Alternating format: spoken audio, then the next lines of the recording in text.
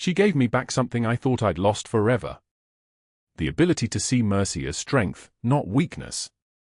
The words tore out of Giovanni Caruso before he could stop them. Humidity clung to the Prudential Tower penthouse balcony like a living thing. August air thick enough to taste, carrying the mineral smell of approaching rain. Boston skyline spread below them, lights burning gold against a darkening sky, and thunder rolled across the distance like a warning no one heeded. Clara Cole stood beside him. Not in the black and white uniform anymore. Not invisible. She wore a sage green dress that caught the last light. Her posture straight. Her eyes clear. The woman who had scrubbed marble floors in his Beacon Hill mansion for 3 years without ever meeting his face now stood equal beside him, and Giovanni realized in that moment that every decision he had made, every line he had crossed, had led to this exact night. He turned to her. The wind moved through her dark hair. "Do you remember the night the convoy found you on Route 128? His voice came out rough, like he had not used it in months. "Soaked through. $34 in your pocket. Everything you owned in this world." She did not answer. She was listening. "I thought I was saving you that night," he continued. "I thought mercy was something I could give. But I had it backwards, Clara. You saved me." Somewhere in the city below, a siren wailed and faded. The sound of life moving in its ordinary patterns, completely unaware that on this balcony, a man was confessing the truth he had carried for an entire year. But we are getting ahead. Let us go back to that August night. Let us rewind to when Clara Cole was nobody, and Giovanni Caruso believed himself incapable of mercy. The rain came without warning. One moment Route 128 was empty and dark, the next it was chaos. Water fell in sheets so thick the highway disappeared. Clara's Honda Civic, a 2009 model with 186,000 miles and more problems than she could afford to fix, made a sound like a dying animal and simply stopped. She sat in the driver's seat for exactly 42 seconds before panic set in. The clock on the dashboard read 11:51 p.m.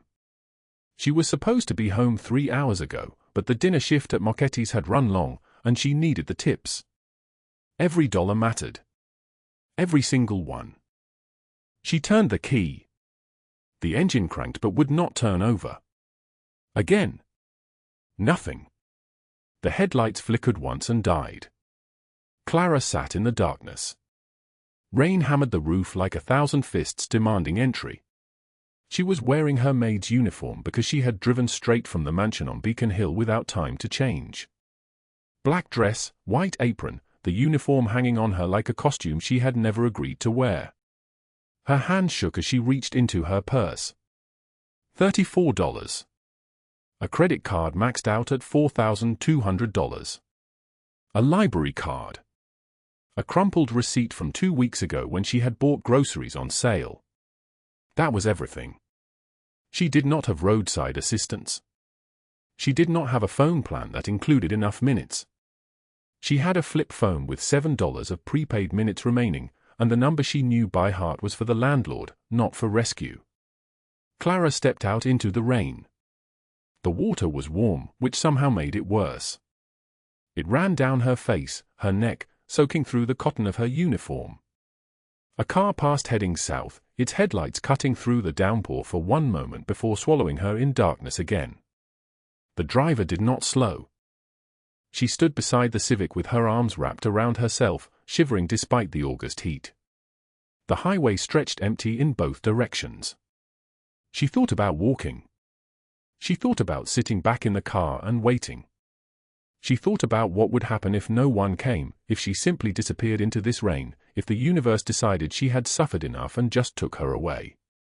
She was so focused on these thoughts that she did not hear the engines at first. Headlights appeared through the rain to the north. Not one set. Multiple. A convoy.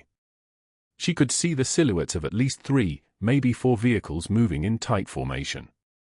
They did not slow as they approached.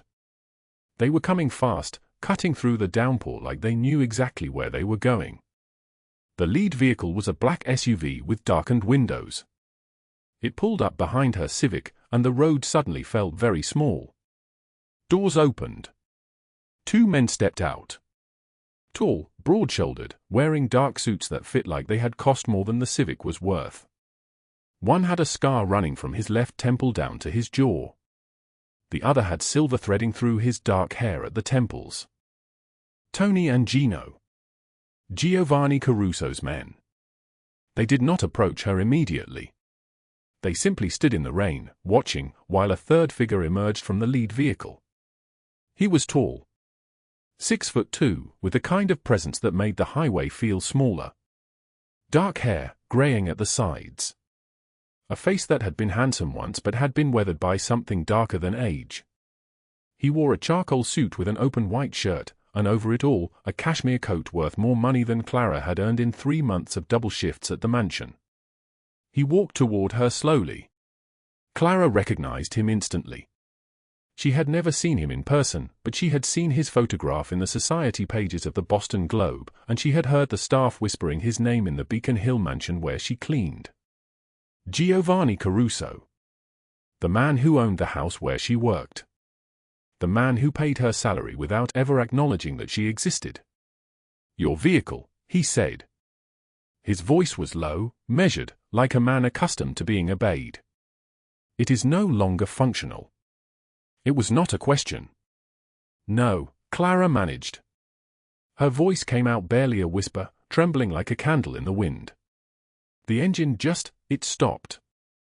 He looked at the Honda Civic with an expression that suggested he had never seen a car that did not operate before. He looked back at her. At the black and white uniform plastered to her skin. At the $34 in her soaked purse. "You are the cleaner," he said suddenly. Not a question. A statement of fact. Her stomach dropped. "Yes," she whispered. 3 years. Tuesday through Thursday and every second Saturday. I clean the marble floors on the first 3 levels and the... Get in the vehicle." She did not move. Fear had turned her to stone. "In the vehicle," he repeated, and this time there was no negotiation in his voice. "You are soaked through. You will catch pneumonia standing in this rain." Tony opened the passenger door of the lead SUV. He did not touch her, but his presence was a wall of muscle and intimidation.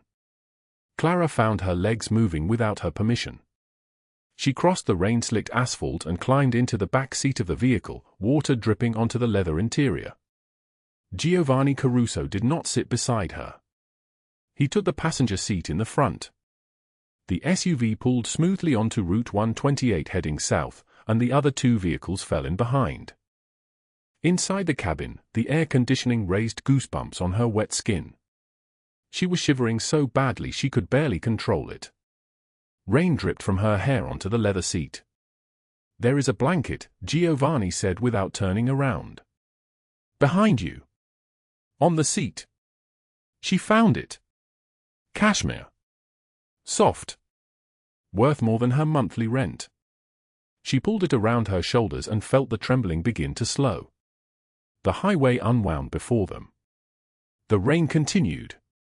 No one spoke. After 40 minutes, the convoy turned off Route 128 and drove toward the waterfront. They pulled up in front of a building that climbed into the Boston sky like a weapon. The Prudential Tower. The penthouse was his. Gino opened her door. He did not help her out, but he waited while she climbed down on shaking legs. Giovanni stood under the building's overhang, somehow completely dry despite the downpour, watching her like he was assessing something. "There are guest rooms on the 42nd floor," he said. "My housekeeper, Maria, will find you dry clothing. You will stay here tonight. In the morning, we will have your vehicle attended to." Clara tried to speak. No words came. "Do not argue," he continued. "You are soaked through. You have been left on the highway like a piece of discarded luggage. You will sleep here." He turned and walked into the building without waiting for her response. Tony gestured for her to follow. The elevator climbed. The doors opened on the 42nd floor to a space so large and so beautiful that Clara felt something break inside her chest. floor-to-ceiling windows overlooking the entire city. Modern furniture that looked sculptural. A kitchen with marble counters and stainless steel appliances. Everything clean. Everything perfect. A woman in her 60s appeared from one of the hallways. Maria. She took one look at Clara's dripping uniform and moved without hesitation, guiding her to a guest room, laying out dry clothing, pointing to an attached bathroom. Clara showered in water that never ran cold. She stood under it for so long the water turned her skin pink. When she emerged, she was clean. Dry. Invisible in a different way now. But what Clara did not know, what she could not possibly have known, was that in exactly 48 hours, a man named Derek Collins would appear at the gates of the Beacon Hill mansion. He would be carrying a ledger with a number written in it. $85,000. A debt that existed nowhere but in his violence and his threats, and in the choices Giovanni Caruso was about to make. She fell asleep in the guest room, in sheets that cost more than she earned in a week, and for the first time in 8 years, she did not dream of running. 3 weeks before the storm, at 5:47 in the morning on a Thursday, Clara Cole knelt on the marble floor of Giovanni Caruso's Beacon Hill mansion and scrubbed a space that no one would notice. The hallway stretched in both directions, pristine and silent, lit by soft recessed lights that made the white floor gleam like ice. Her black and white uniform, starched and pressed the night before, already felt wrinkled against her skin. She had been kneeling for 2 hours. Her knees ached. Her back ached. Her hands were raw from the bristles of the brush, but the marble had to be perfect before the household woke. Footsteps echoed from the east staircase. Heavy, unhurried. A man in a grey suit descended, glancing at his phone, never once looking down at the woman on her knees. He stepped directly over the wet section she had just cleaned. Water splashed across his Italian leather shoe. He did not break stride. He did not apologize. He simply continued toward the kitchen as if she were part of the floor itself. This was invisibility perfected. Clara had worked in the mansion for 3 years. She had never spoken to Giovanni Caruso. She had never eaten in the same room as any member of the household staff who held an actual title. She arrived at 4:30 in the morning, before the chef, before the groundskeeper, before anyone who mattered had opened their eyes. She cleaned. She organized. She disappeared. By 7 in the evening, when she clocked out and walked toward the service entrance, the household had already forgotten her presence. It was safer that way. She finished the hallway and moved to the guest wing, a section of the mansion reserved for visitors. The rooms here were even more luxurious than the main floor. Silk curtains in cream. Carpet so thick it swallowed her footsteps entirely. She dusted the surfaces with a cloth that probably cost more than her weekly groceries, moving each decorative object with the precision of someone who understood that carelessness could cost her everything.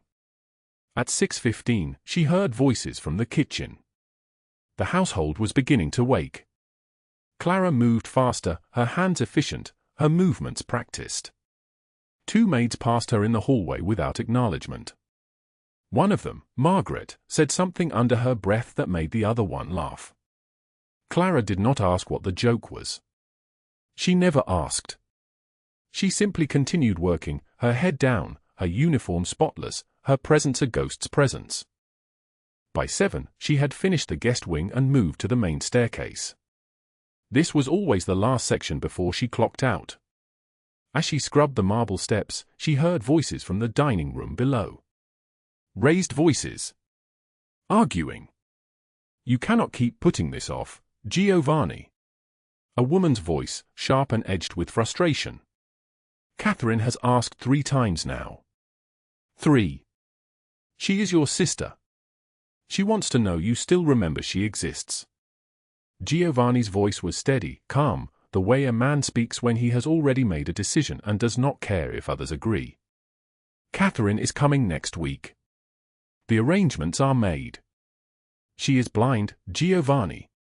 She needs her brother to visit her more than once every 6 months. I understand. The arrangements are made. She will be comfortable here. My staff will ensure it. The voices faded as whoever was speaking moved deeper into the house. Clara continued scrubbing, but something had shifted in her chest. The blind sister. She had heard the household staff mention her before, always in whispers, always with a tone that suggested something complicated. They said he would burn the city down for her. They said he had killed 3 men 10 years ago over an insult directed at her. They said that whatever softness lived in Giovanni Caruso's heart resided entirely within her. Clara filed this information away in the same place she filed all useful information. Survival required attention to detail. She finished the staircase at 7:45 and made her way to the service entrance, a narrow hallway that smelled like cleaning supplies and time passing. She clocked out, changed out of her uniform in a small locker room that barely fit a bench, and pulled her ordinary clothes back over her body. A grey t-shirt. Black jeans with a hole at the knee. A jacket that had been someone else's once, purchased for $5 at Goodwill. She looked at her reflection in the small mirror above the sink. Invisible again. The kind of invisible that belonged on the streets. The bus stop was 6 blocks away. Clara walked with her head down, her hands shoved in her pockets, one of hundreds of people moving through Dorchester at 8 in the morning. No one noticed her. No one ever did. Her apartment was a studio on the 3rd floor of a building that smelled like mold and broken dreams. The walls were so thin that she could hear her neighbor's television through them at night, could hear the couple on the 2nd floor fighting about money, could hear the world happening all around her without ever being part of it. She unlocked her door and stepped inside. The space was exactly 240 square feet. A bed with a polyester comforter. A kitchenette with a hot plate because the oven had stopped working 6 months ago. A plastic table with 2 mismatched chairs. One window that faced an alley. Everything she owned could fit into 2 suitcases.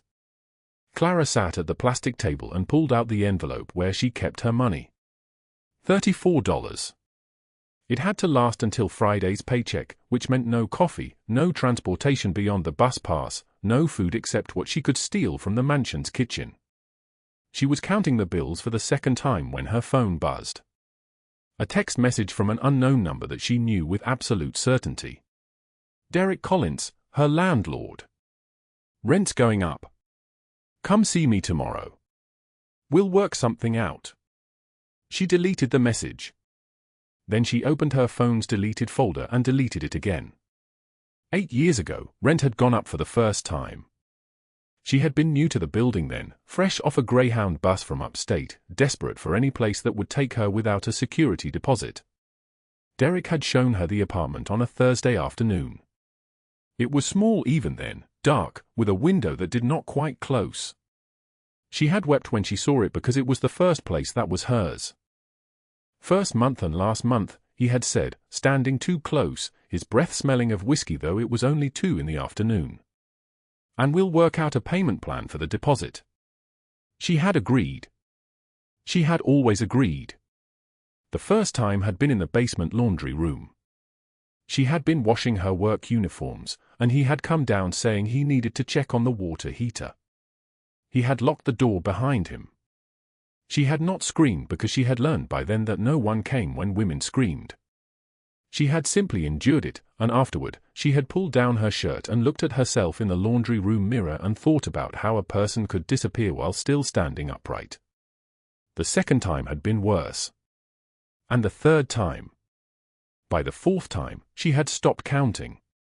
He would tell her that her rent would be forgiven if she complied. Then the rent would go up anyway. He would tell her that if she told anyone, he would make sure she ended up on the street with nothing. He would show her pictures he had taken on his phone, evidence of their relationship, he called it, and he would smile while he showed them because he knew she understood the threat. She had tried to find another apartment. She had tried to find money for a deposit. She had tried to find the courage to report him. Instead, she had found a way to survive. She had made herself small. She had made herself invisible. She had given him the minimum he demanded and no more, and she had stayed alive, which was the only victory available. Clara looked at her hands, red and raw from the marble floors. She flexed her fingers. The scars on her wrists were old now, nearly healed, from the night 6 months ago when she had thought ending things was better than continuing. She had tied a belt around her wrist and then, at the last moment, had thought of the little girl she used to be, the one who had believed in goodness, and she had untied it. That girl was dead. Clara had buried her in a grave that no one else could see. She ate a meal of rice and canned beans, drinking water from the tap because tap water was free. She lay on her bed and stared at the ceiling, listening to her neighbor's television bleed through the walls, listening to the city existing outside her window, listening to the sound of her own breathing. She did not allow herself to sleep until midnight. She did not allow herself to dream. The next day was Friday. The mansion was different on Fridays. Some of the household staff took the day off. The cleaning was lighter. Clara worked a shorter shift and was able to leave by 6 instead of 7. As she cleaned the kitchen, she overheard Margaret and another maid, Susan, talking in hushed voices near the pantry. "Did you hear?" Margaret was saying. "Mr. Caruso's sister is coming tomorrow. The blind one." "What's she like?" Susan asked. "Apparently she's beautiful. Elegant.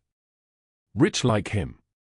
But something is wrong with her, I mean besides the eyes.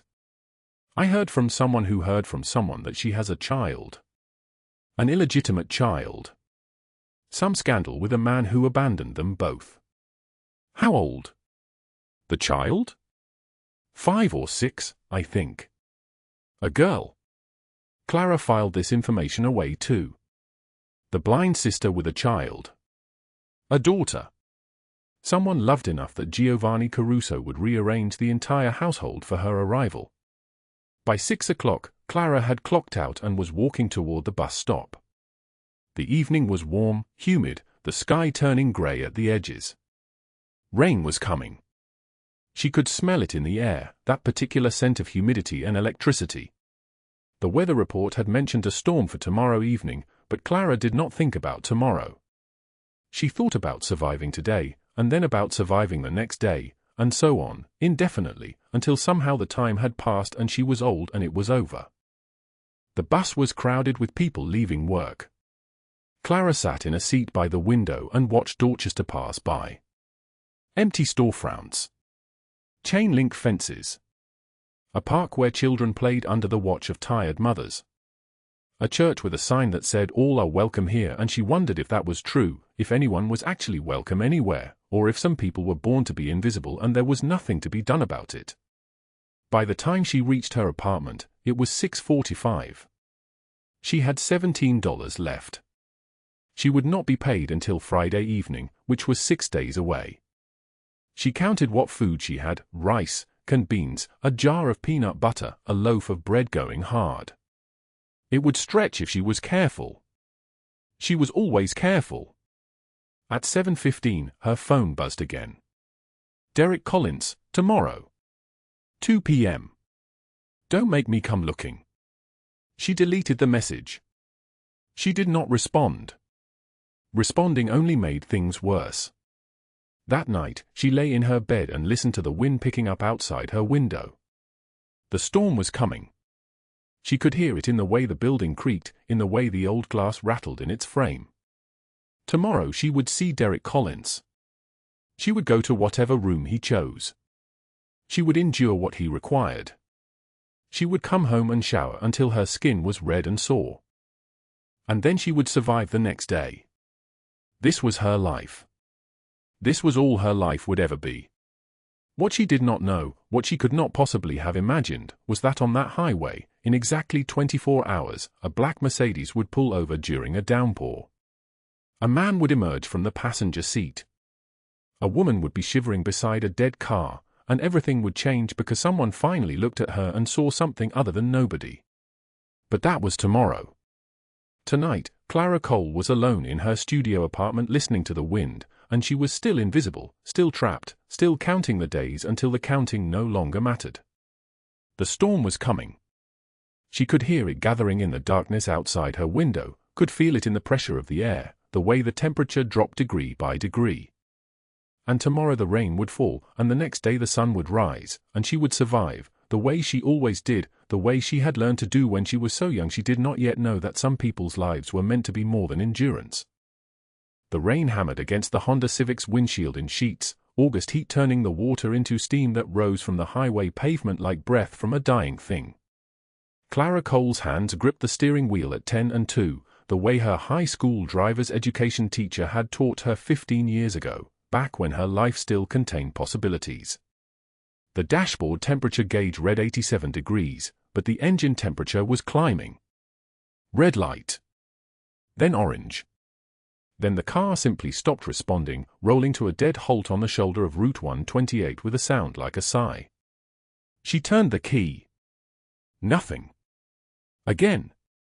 The engine made a grinding sound and quit. Clara sat there in the darkness, rain pounding, while headlights from passing cars swept across her face and disappeared.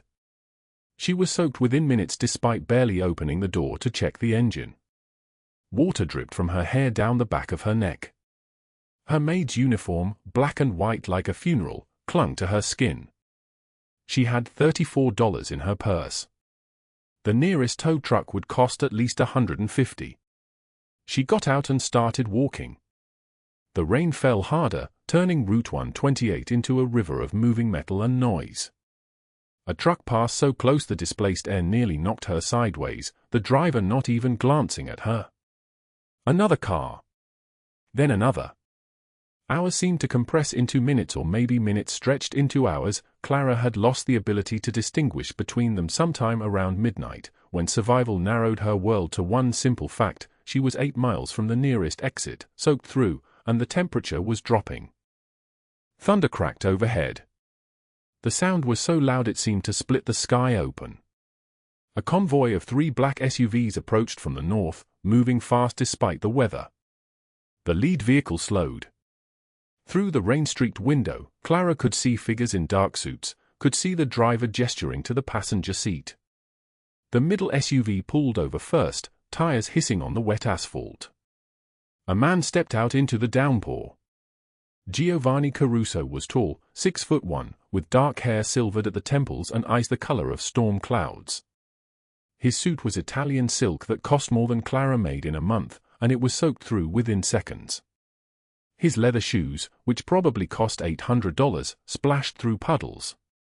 He walked toward her with the unhurried stride of someone accustomed to the world stopping for him, and she understood with sudden clarity that this was a man who had never been told no, never been made to wait, never been invisible in his entire life. "Clara Cole," he said. Not a question. A statement of fact. "You clean my house." She nodded, unable to speak. His voice was deep and solid like an oath, like a door closing on mercy. "Get in. We'll send someone for your car." She hesitated. Getting into a mafia boss's SUV was crossing a line so visible she could see it stretching across the highway behind her like a fallen telephone wire. But the rain was relentless and she had nowhere else to go, and the wind was so cold now it felt like a blade wrapped in ice. She climbed into the back seat. The interior smelled like leather and expensive cologne. Climate control raised goosebumps on her soaked skin. Giovanni removed his jacket, the kind that cost more than her annual rent, and draped it across her shoulders. The warmth was sudden and overwhelming, and Clara realized she had not felt warm in years, not really, not in the kind of way that touched something deeper than skin. Tony was driving. Gino sat in the passenger seat. Both men exchanged glances in the mirror, the kind of glances that carried an entire conversation compressed into a single look. In 15 years of working for Giovanni Caruso, they had never seen him remove his jacket. They had never seen him place it around anyone's shoulders. "Where do you live?" Giovanni asked. "Dorchester," Clara whispered. "Essex Street. Building for 42. Something flickered across his face. He knew that neighborhood. He knew what kind of landlords operated in buildings like that, what kind of arrangements happened in hallway shadows. "You've worked for me 3 years. I didn't know you lived there." "You don't know I exist," Clara said, then immediately regretted it. Speaking to him was speaking to a man who could destroy her with a phone call. But Giovanni did not respond with anger. He simply nodded, as if she had confirmed something he already suspected. "Come to the penthouse," he said. "Dry off properly. We'll get you home after the storm passes." The penthouse sat at the top of a building in the financial district, 34 stories above Boston. Clara had never been inside. She stood dripping in the marble entryway while a housekeeper brought her dry clothes, sweatpants and a t-shirt, soft and expensive, and showed her to the guest bathroom. The bathroom was larger than her apartment. The shower had 6 different nozzles. She stood under the hot water and let the filth of the highway wash away, watched the dirt spiral down the drain, and did not cry because she had learned that tears were a luxury. When she emerged, Giovanni was in the kitchen making coffee. Not instructing a servant to make coffee. Actually making it, hands moving with deliberate precision as he measured grounds and water. "Take your time," he had said, and now here he was, waiting. He poured 2 cups. Handed her one. The porcelain was thin and white and worth more than she made in a week. "How long have you lived in Dorchester?" he asked. 8 years. "Same landlord the entire time?" She nodded, eyes fixed on her coffee. "He treats you well?" A long silence. Then, "He treats me like I pay rent." Giovanni did not press, but she saw him filing it away like a document in a locked drawer. The coffee was bitter and perfect.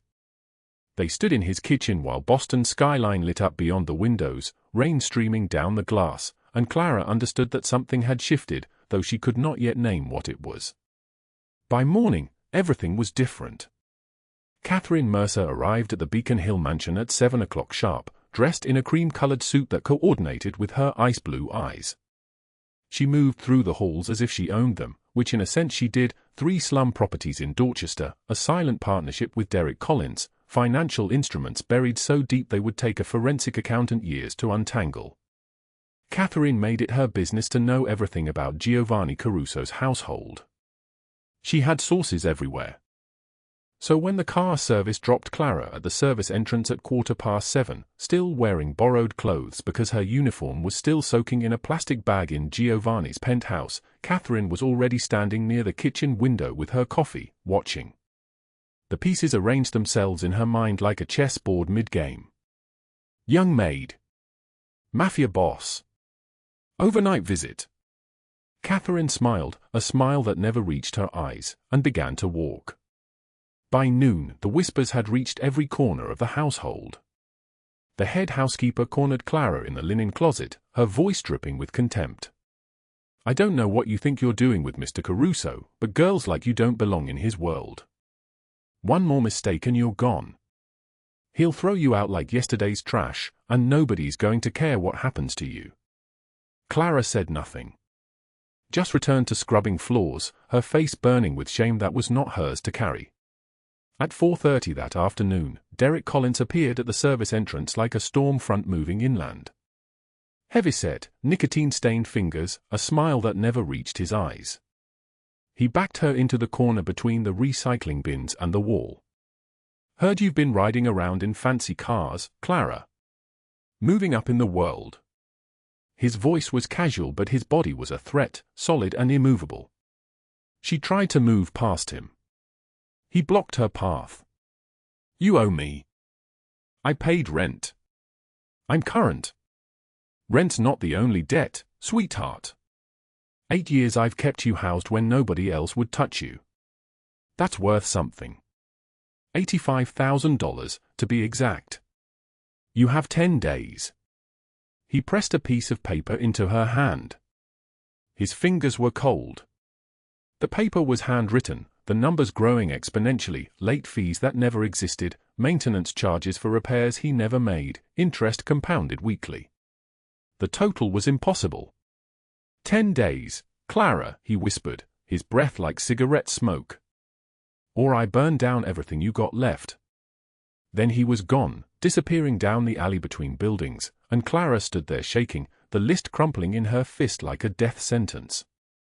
That evening, Giovanni sat in the library reviewing contracts when Tony entered, his expression carefully neutral.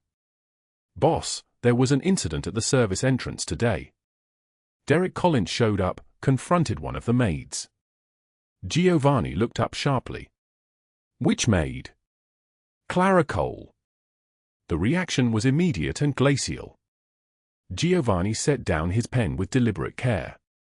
What did he want? Tony explained what his sources reported. The demand. The 10-day deadline. The threat. When Tony finished, the library was so quiet you could hear the clock on the wall counting seconds. "Find out everything about Derek Collins," Giovanni said finally. "Who he works with. Who he owes. Who owns him." Tony nodded and left, but what neither man knew was that Catherine Mercer was already making phone calls of her own.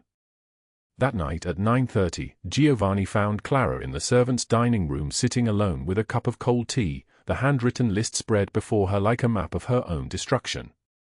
He sat across from her, another intimacy that broke every rule of their separate worlds. "Tony told me what happened," he said. "It's not your problem," Clara replied, her voice barely a whisper. "You work for me. That makes it my problem." She shook her head, folding the list into smaller and smaller squares. "I've been handling Derek Collins for 8 years. I'll figure it out. $85,000 in 10 days. Silence. Then Clara did something she had never done with anyone. She told the truth. The words came out in fragments, like a broken thing reassembling itself. At 23, she lost her job at the hotel. Derek said he would help with rent. Then the small favor started. Then he wanted more. When she said no, his hands became something else. For 8 years, every time she was late, every time she resisted, every time she looked at him wrong, his knuckles spoke a language her body learned to understand. "He hurt you," Giovanni said. "Not a question. For 8 years. But if I lost that apartment, I'd be on the street. And I can't survive that." Her voice cracked like old glass. Giovanni Caruso, a man who had ordered violence without hesitation, who had chosen survival over his own blood, felt something crack open in his chest like an egg, like a door, like a hand reaching toward light. "You won't lose anything. I'll handle Derek Collins. Why would you help me? I'm nobody. I just clean your floors." "You're not nobody to me," he said, and the words hung between them like a prayer, like a promise, like the moment before a storm breaks. Tony and Gino, standing in the doorway, exchanged glances. In 15 years, they had never seen their boss like this, voice gentle, eyes soft as rain. 5 days later, Derek Collins showed up at the Beacon Hill Mansion's main entrance in broad daylight, a violation that shattered every unspoken rule of the underworld. The gate security called it in immediately. Giovanni came down himself, Tony and Gino flanking him like bookends on either side of his black suit, their presence a warning Derek chose to ignore. Derek was sweating through his shirt, desperate in a way that made him dangerous. He stood at the iron gates, gripping the bars, his knuckles white. "You think you can just take her from me?" His voice cracked like a whip. "I own her. 8 years of debts, Giovanni. 8 years. If you don't pay me $85,000 by tomorrow, I'll make sure everyone in Boston knows Giovanni Caruso shelters thieves and whores." Giovanni's expression did not change. His eyes were flat, black, like the surface of still water before a storm breaks. "Leave my property," he said, and the 2 words carried a weight that made Derek's breathing accelerate. "Or what? You'll shoot me in the street? Go ahead. Make me a martyr." Catherine Mercer's already got reporters ready to run the story. Derek grinned, thinking he had won, thinking he had finally found the leverage that would bend the most powerful man in Boston to his will. "Tomorrow, Giovanni. 85,000 or I ruin both of you." Giovanni turned and walked back into the mansion without another word. The gate swung shut with a metallic click that echoed across the circular driveway. Tony and Gino exchanged a glance. Neither had ever seen their boss refuse to engage with a threat. The silence that followed was deeper than quiet. It was the silence of a man making a decision that would change the shape of the world. That same evening, Catherine Mercer hosted a charity gala at the Four Seasons Ballroom, the kind of event where Boston's elite gathered in evening gowns and tuxedos, where diamond necklaces caught the light like frozen tears, where the air tasted of champagne and calculated smiles. She had invited Giovanni deliberately, knowing he would attend to maintain appearances, to show that nothing could rattle the foundation of his power. He arrived at 8:13 p.m. in a black suit, every line of his tailoring worth more than Clara's monthly rent. And Clara was at his side, unexpected, wearing a simple ivory dress that Giovanni had insisted she wear, had told her in that quiet voice of his, "Stop hiding." The room went absolutely silent when they entered. Heads turned. Conversations fractured mid-sentence. For 3 years Clara had moved through the Beacon Hill mansion like a ghost, invisible, her black and white uniform a costume of erasure. Now she stood in the center of the city's most exclusive event, her hand resting lightly on Giovanni's arm, and every person in that ballroom saw her. Catherine's smile turned to steel. She glided toward them, each step deliberate, her dress a blood-red silk that seemed to drink the light. "Giovanni, how unexpected," she purred. "And you've brought your maid. How progressive." The word maid landed like a blade wrapped in ice. Clara felt the old instinct rising in her chest, the urge to apologize, to shrink, to make herself small enough to disappear. But she looked Catherine in the eye, really looked, and held her gaze steady. Catherine leaned in close enough that only Clara could hear her voice drop to a whisper, "Girls like you don't get happy endings. By tomorrow, you'll be back in Derek's building, and Giovanni will forget you ever existed. Men like him don't keep damaged things." The words hit like a physical force. Clara felt them settle into her bones, whispering the same truth that had haunted her for 8 years. "You are temporary. You are borrowed time. You will always be invisible." She did not run. She stood there, visible, refusing to be erased, even as the fear climbed up her spine like fingers made of ice. Later that night, at 11:56 p.m., Clara stood on the mansion's roof garden in the rain. Another storm had rolled in, humid August air turning suddenly cold, turning violent. The downpour soaked through her dress, plastered her hair to her face, and she was shaking, not from cold but from the weight of 8 years pressing down on her shoulders like a stone, like a coffin lid being sealed. She thought about Derek's ultimatum. $85,000 in 10 days. She thought about Catherine's voice, damaged things. She thought about running, about disappearing into another city with the $34 in her pocket and the clothes on her back, starting over where no one knew her name, where no one knew what she had endured. Thunder cracked overhead. The sound split the sky in half. Clara closed her eyes and felt something inside her begin to surrender, to accept that this was all she would ever be, a maid, a victim, a nobody who belonged to someone else. Then she heard footsteps behind her. "Clara!" She turned. Giovanni was standing in the rain, his suit completely soaked, holding an umbrella that he was not using. His hair was plastered to his forehead. His eyes were storm gray and burning. "Don't run. Please." "I'm not strong enough for this," she said, and her voice shattered like glass. "Derek will never stop. Catherine will destroy me. I'm just a maid who cleans floors. I don't belong in your world. I never will." "You're wrong." He stepped closer, the rain falling between them like a curtain that could not separate them. "You're the strongest person I know. 8 years you survived. $34 and you didn't give up. You think that's weakness? That's steel. That's the kind of strength that changes worlds. I can't pay him. I can't fight them. I have nothing. You have me." The words were simple, absolute, final like a vow carved into stone. "I made a choice once to value survival over mercy. It cost me my brother and it turned me into someone who sees the world as transactions and threats. You showed me I was wrong. Mercy isn't weakness. It's the hardest kind of strength. Let me show you what that looks like." The next morning arrived cold and gray. At 6:51 a.m., Derek Collins was in his office at the Dorchester building when 12 men in black tactical gear moved through the hallways like ghosts. No sirens. No warnings. No mercy. Derek's eyes went wide when he saw them. He tried to run, made it to the back stairwell before Tony and Gino blocked his path like walls of muscle and intent. Derek collapsed to his knees, trembling like a cornered animal, his face going white.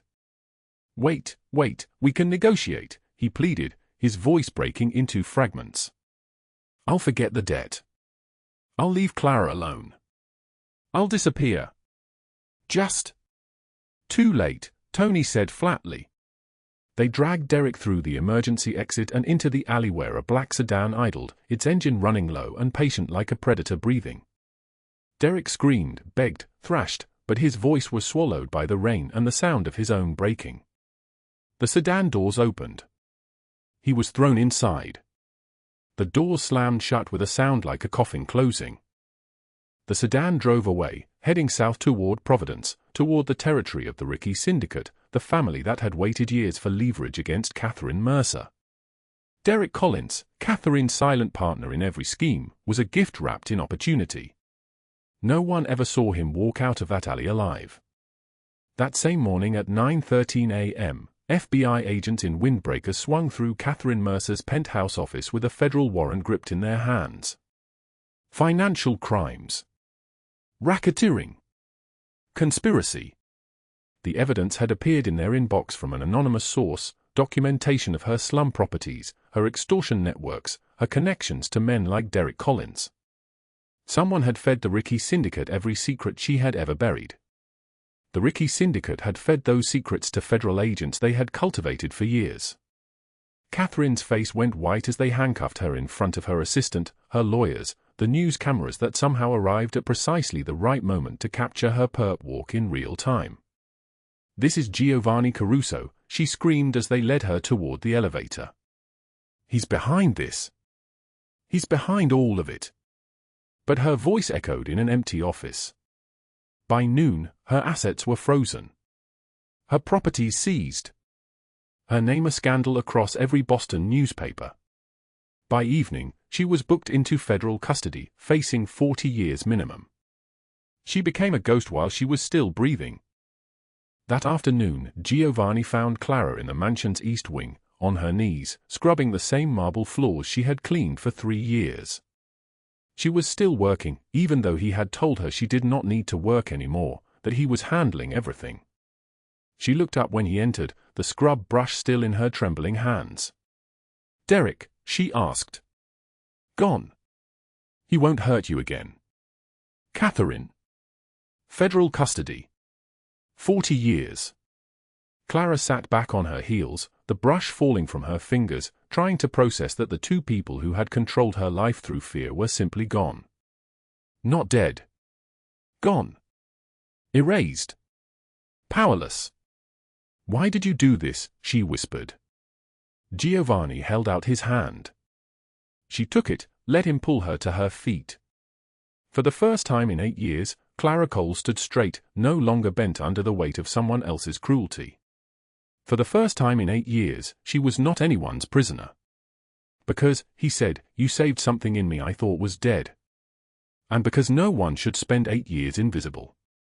1 year and 2 months had passed since the night Giovanni Caruso found Clara Cole shivering beside a dead car on Route 128, since the rain had stopped and Derek Collins had been dragged screaming into a sedan that disappeared into the Boston darkness, since Catherine Mercer had been led away in handcuffs while news cameras captured every humiliating second of her descent. The penthouse of the Prudential Tower looked out over a city transformed by late summer heat, but Clara stood on the balcony watching the horizon darken with approaching thunder, remembering. The silk dress she wore cost more than she had earned in a month as a maid, but she did not wear it like something borrowed. She wore it like it belonged to her, because now it did. The transformation had been methodical, deliberate, intentional. Giovanni had enrolled her at Boston University in the fall, business courses and accounting, and she had devoured every semester like she was starving, because she was. For 8 years, Derek Collins had kept her small. Now she was becoming large. The mansion on Beacon Hill no longer knew her as the ghost in the black and white uniform. She walked through the front entrance now, not the service door. The household staff, the same people who had whispered against her, who had believed Catherine Mercer's lies, now took orders from her. Marco, Giovanni's eldest lieutenant, a man with silver threading through his dark hair and a scar running from his left ear to his jaw, had pulled her aside in the kitchen 3 months ago. "He trusts you with operations now," Marco had said, not as a question but as a statement. "More than he trusts Tony. More than he trusts any of us." She had not responded, just nodded and continued reviewing the quarterly reports she was cross-checking against his accountant's work. She was better at seeing discrepancies. Better at catching the small lies before they became large ones. The penthouse door opened behind her. She did not turn. She knew the weight of his footsteps, the deliberate pace, the measured breathing of a man who had learned to control everything about himself except the way his eyes tracked her when she entered a room. Giovanni Caruso stood beside her at the railing, dark suit perfectly tailored, white shirt unbuttoned at the collar, his gold watch catching the last light before the storm broke over the city. He was 47 years old but looked like he had been carved from granite and left in the sun for decades, weathered into something that could not break. "You're thinking about that night," he said. It was not a question. "I had $34, Clara replied, still watching the lightning accumulate in the clouds. "A car that would not start. Nowhere to go. I thought my life would always be small like that. Small and painful and invisible." Giovanni stepped closer until his shoulder was almost touching hers. "And now? Now I manage a multi-million-dollar operation. Now I have an apartment I am not afraid to come home to. Now people see me. It does not feel real sometimes." She turned to face him, her eyes catching his in the dimming light. "Why did you do it, Giovanni? Really?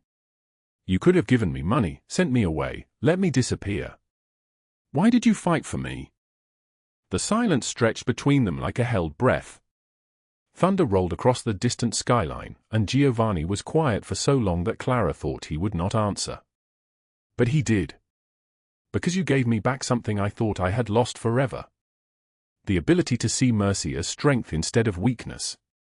That night on Route 128, when I found you in that rain, I was a man who had chosen to erase people from the earth rather than protect them. I was a man who believed survival meant hardening yourself into a weapon." He paused, and his voice dropped lower, each word weighted.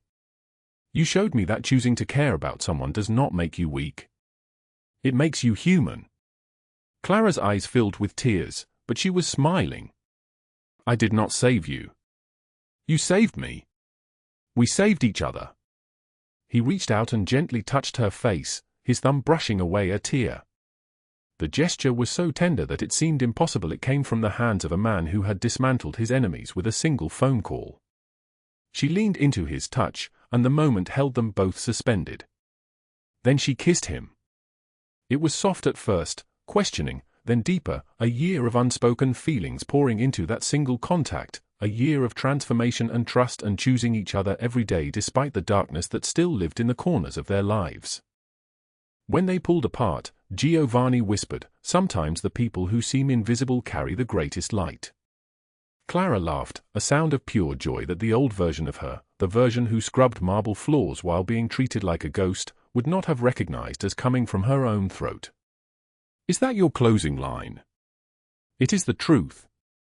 They stood on the balcony as the storm finally broke, rain falling in sheets across the city below, but they were safe under the penthouse overhang, watching lightning illuminate the skyline, the two of them perfectly still in the center of chaos. The rain hammered against the glass and concrete and pavement, a sound like 1,000 fists demanding entry, but inside the penthouse, there was only warmth and the knowledge that some people, the ones who seem smallest and most invisible, carry enough light to illuminate entire worlds. 3 weeks later, the donation box was sealed. Inside it lay a black and white maid's uniform, the fabric worn thin in places, the seams loosened from 3 years of hard work and harder living. Clara had folded it herself, placed it gently in the box as if laying something sacred to rest. The shelter received the donation with gratitude, adding it to their collection of items that told stories of women who had survived. But Clara did not linger to watch them sort through the contents. She had already moved forward. The uniform belonged to a different woman now, a woman who no longer existed.